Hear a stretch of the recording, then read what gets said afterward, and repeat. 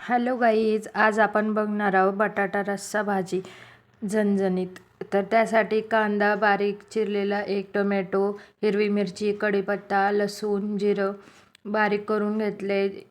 गरम तेलामध्ये इथे मोहरी, लसूण, जिरं घातले आणि ते छान लाल होईपर्यंत होऊ दिले. कढीपत्ता घातलाय आणि भाजी आपण छान चपातीसोबत किंवा फुलक्यासोबत पण जेवू शकतो. हिरवी मिरची घातली, कांदा लालसर परतून घेतल्यानंतर टोमॅटो घातले.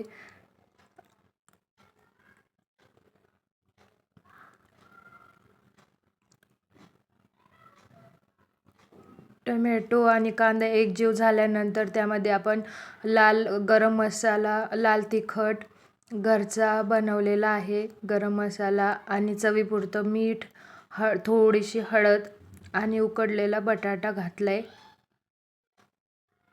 आणि एकदम थोडंसं कोमट पाणी घालूया त्यामध्ये रश्श्यासाठी आणि छान एक उकळी काढून घेऊया आणि त्याच्यावर कोथिंबीर. इथे आपली भाजी तयार आहे. त्यासोबत मी गरम चपाती बनवते. भाजी चपाती तयार आहे.